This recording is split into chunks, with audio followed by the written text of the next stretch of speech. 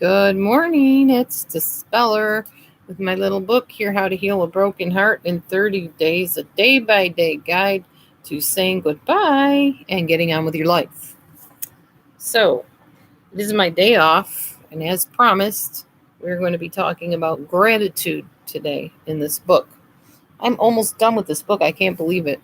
There's only like 2 more days left of this book, and we are done, and I can find something else to talk to you about instead of this. So I'm pretty much looking forward to that. I don't know where I'll go next, what direction I will go in, or what I'll decide to talk about. That remains to be seen. I was thinking the boundaries book. As of yet, I have not located mine. So I don't know. I really do want to try to get out in the shed and search for that today and see if it might be out there. Or maybe it's somewhere in the house. I don't know. But if I can't find it, I will find another book to get started on with you guys. I enjoy these little book readings because it gives me something to focus on instead of worrying about why is nobody chatting in the chat. It's a chat room after all. Anyway, by the way, if you haven't already subscribed to my channel, please and pass along any information you find useful by sharing the video and any other videos that I've done. And also hit the little bell icon. I think it's down there or there. I'm not sure. But hit the bell so that you don't miss future uploads. Like, share, subscribe, do the thing. And there we go. Let's begin with gratitude. How outrageous the thought. Your heart was broken, and some authors who are strangers to you suggest that you give thanks. Here you are still completing the healing of one of the great hurts of your life. Doesn't it seem like the last thing you need is someone sermonizing or some sermonizing cheerleader telling you to be thankful?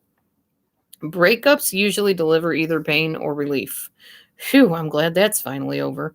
But for most people, even the person who plays the dumper, a void has opened. And when a void has displaced love and joy, sour feelings are too often used to fill in the cracks. When your old familiar world has fallen apart in this way, it's expected that you'll burrow into mourning and complain that nothing is going your way. What's to be thankful for now? Who cares? Yet, there's a theory that a person's civility, his mastery of a maturity, and the manners that go with it may be most readily gauged by his ability to simply say thank you. In contrast to this, whatever we neglect, slight, and fail to appreciate will usually be taken away from us. That means that a breakup often delivers both parties good reason to realign their values by learning, perhaps more honestly than ever before, what they treasure and what they don't. Man, that's important too, because I remember when I was done in the relationship with Becky, I didn't know who I was. I had to figure out what my priorities were, what I liked, what I enjoyed, what I was interested in. Because up until that point, she had told me what color lipstick to wear, how to dress, how to present myself, what to say. I had forgotten who the heck I was and what I was all about. So, yeah, that's a good point. Don't ask me what that was. I don't know. It's certainly hard to feel joy when you're in the middle of a panicky state. But to take this example, you may still have your good health and the love of your family. Perhaps you have the affection of a faithful pet. You can still probably take a walk by the shore or a hike in the mountains. You can be thankful for the fresh air, for the new day and a new chance, and the freedom to create a new and better adventure in your life. I think it's important because what they're saying is be objective.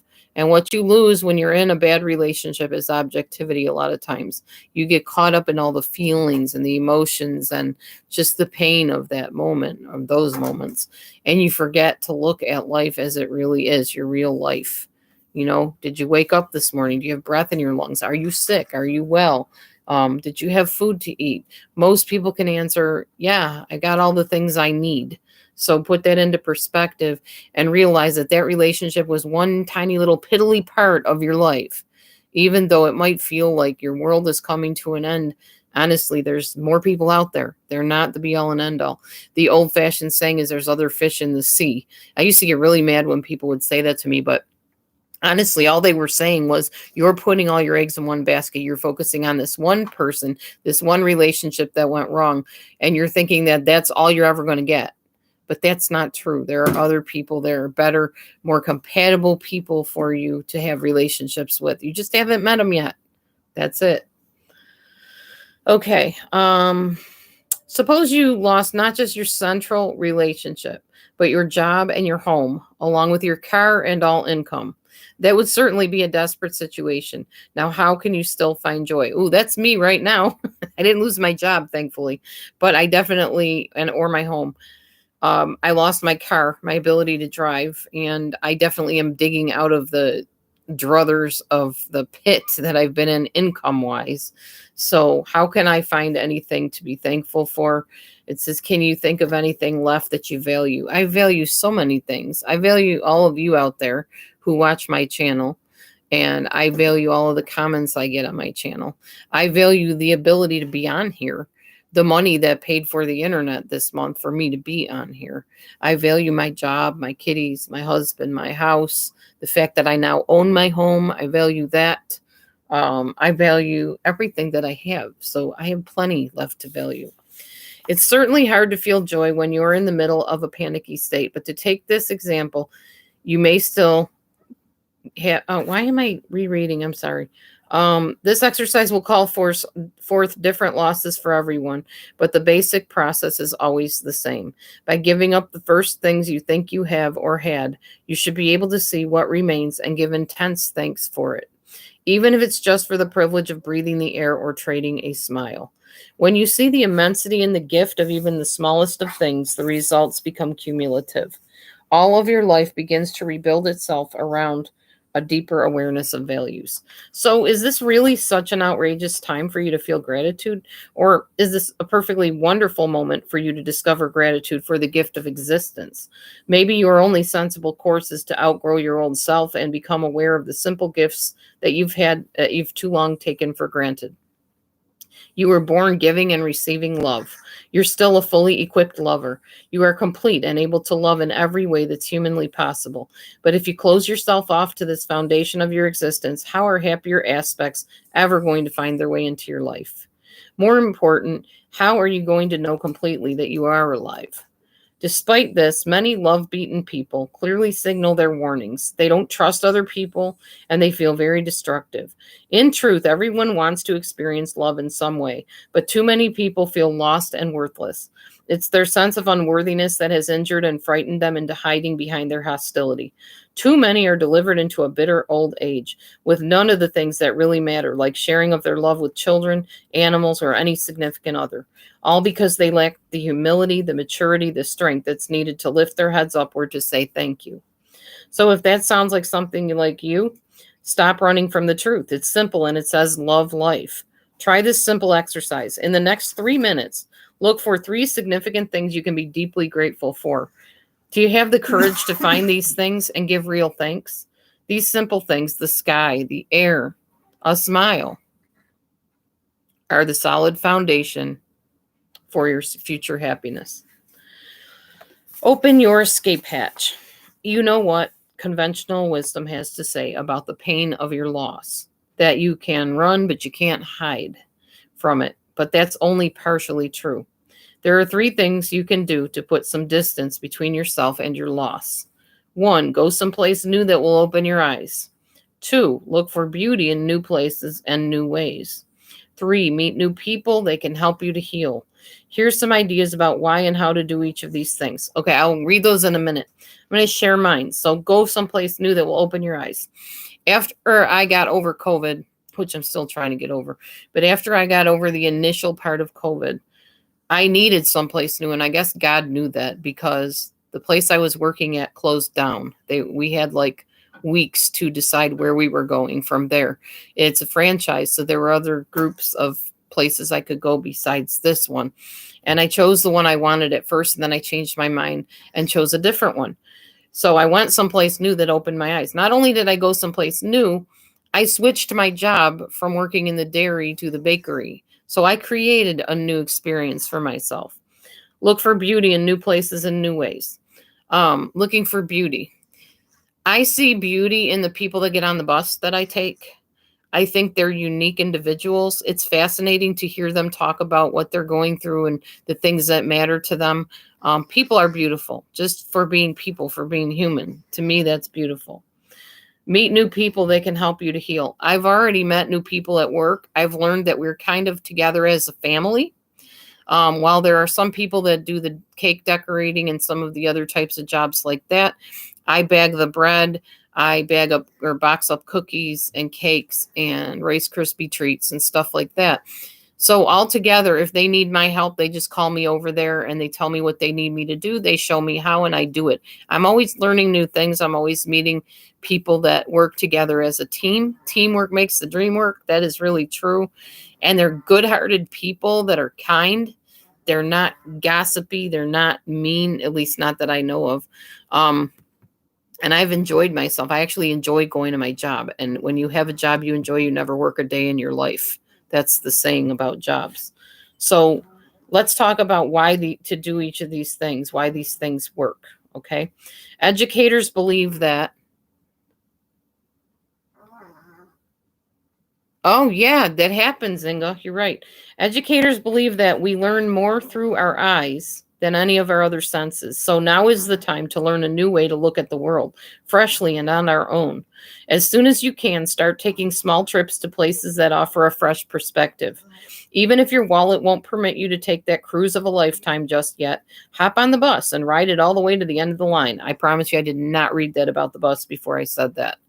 I literally didn't even read ahead.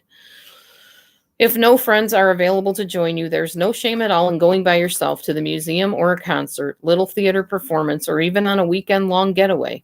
Is it time for a new hobby? One recent Gallup survey revealed that people derive more pleasure from learning than from intimacy or winning the lottery. And at the least, learning something interesting can divert your attention from your pain.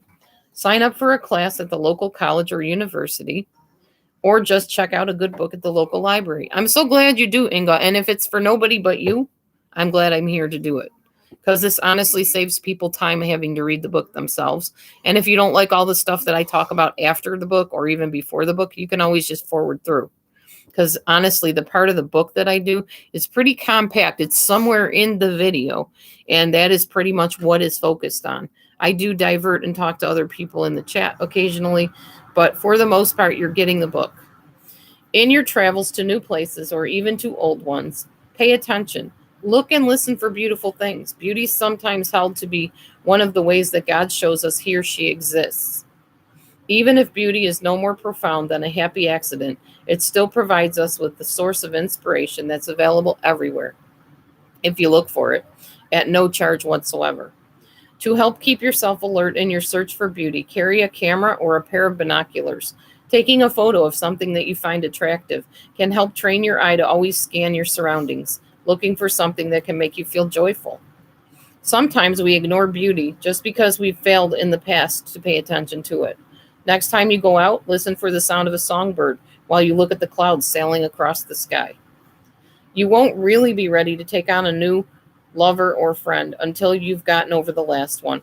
But just because you're out of the market doesn't mean that meeting new people is out of the question. In fact, making new acquaintances and friends can help you restore your sense of self-esteem. And they can provide you with a more objective sounding board for your problems than can those who already have an investment in your relationship with your ex. Wow, that's true. If you're only friends with people that your ex and you were friends with, it's a really limited perspective on things. You want to make friends outside of all of that don't even know your situation. One really good tip of advice that I heard recently, and actually gave myself recently, is don't introduce all of your friends to your friends. Have separate relationships. It's important because what happens if you find out your friend, for instance, is a narcissist or somebody that has really toxic ways with people, and then you've introduced all your friends to them and they triangulate you, and then that's the end of your friendship. It's happened to me in the past a long time ago that every time I would hook up with somebody, I'd be so excited to introduce them to the people that I loved and cared about, and they would destroy those relationships on me. It happens a lot. So don't introduce all your friends to your friends. Not a good idea. Okay. How do you go about meeting new people? We have 2 suggestions. Stay out of bars and borrow a dog. Why the dog? Because research has shown that dogs are one of the best icebreakers with strangers that have ever been invented. Researchers at England's University of Warwick discovered that any kind of dog makes it easier for two strangers to interact with each other. It didn't matter whether either the dog walker or the dog looked scruffy or svelte. The pooch still lubricated the chances for a social connection. As the study's author, Dr. June McNicholas, said, this may help us understand why pet owners are frequently reported to be healthier than non-owners. It may be that increased casual social contact can increase feelings of well-being, provide companionship, and a sense of social integration. Whether you borrow or buy a dog for this purpose, make it a point to chat with at least one stranger or new acquaintance every day. Within a month or 2 or 3, you can wind up as friends and perhaps as key assets for the rest of your life. Okay, that was the end of that book.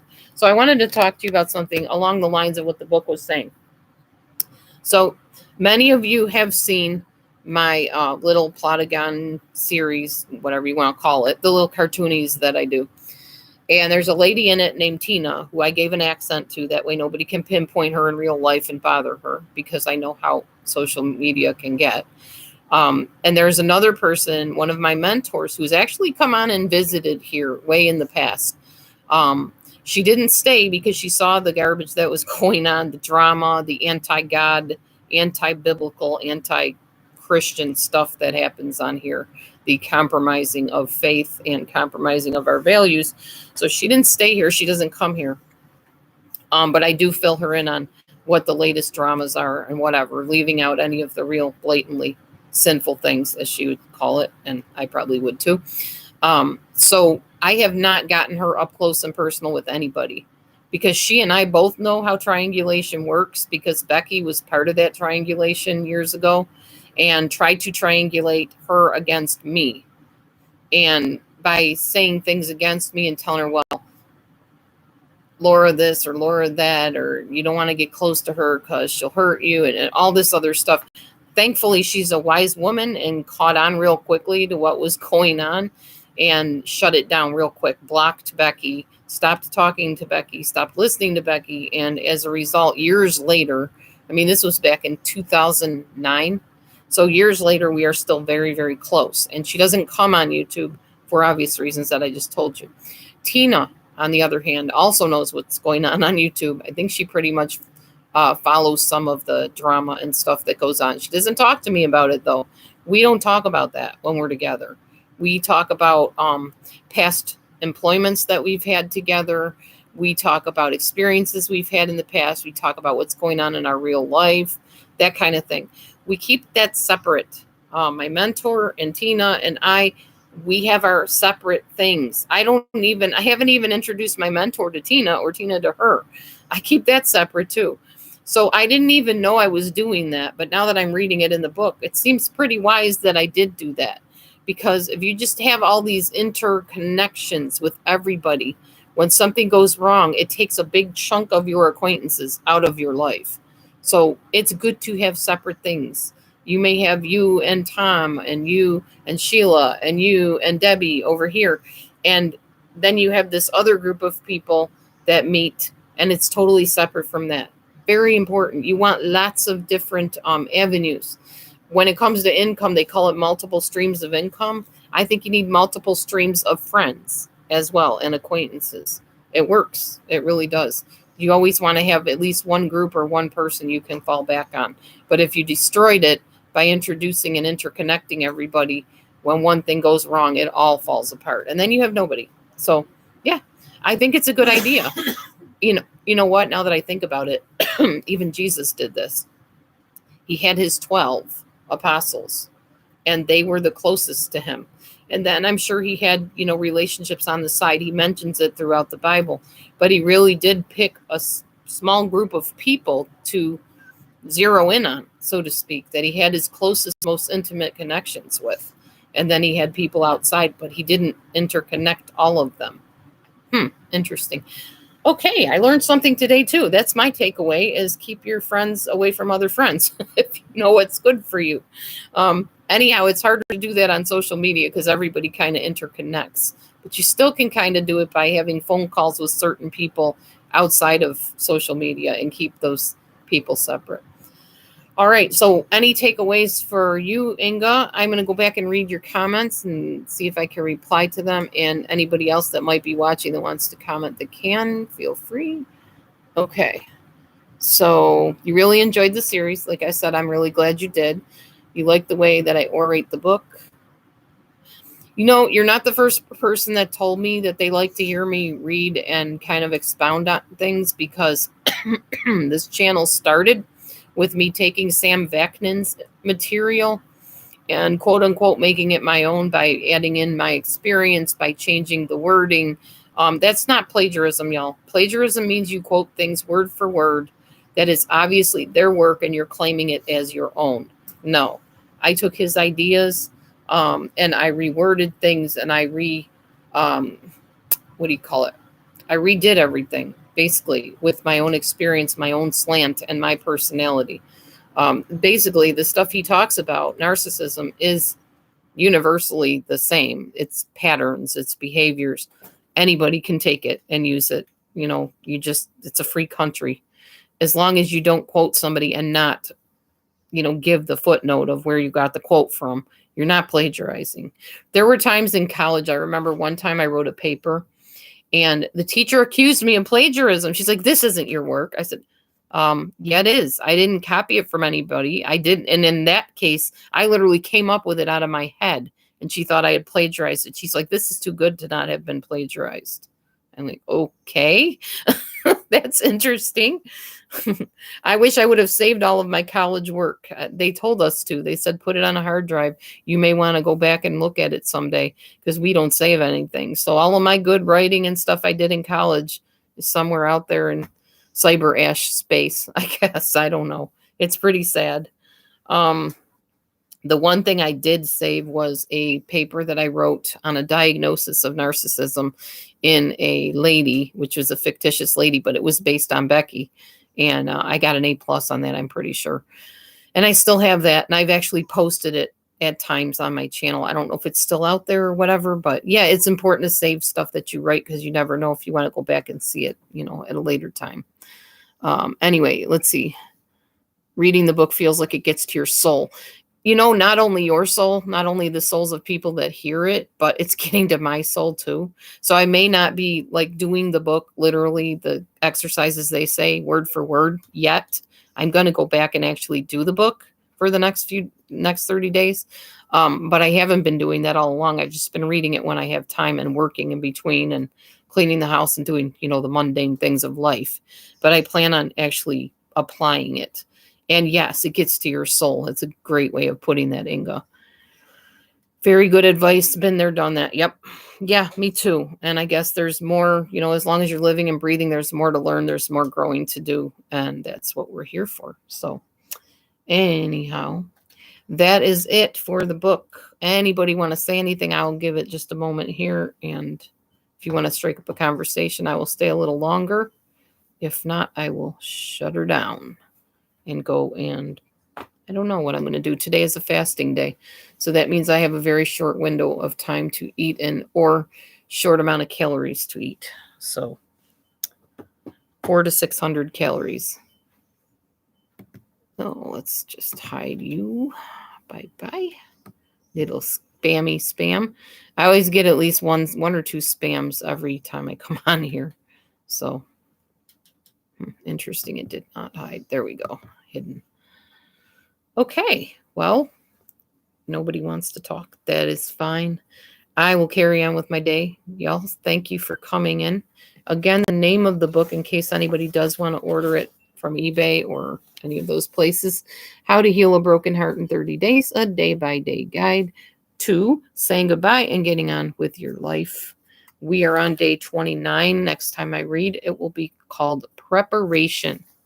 So our last day, I can't believe we're talking about the last day already. Man, it's been that many days that we've been doing this. The last day will be renewal. So fun times, fun times. I will see you for the next reading of the book. Thank you for being here.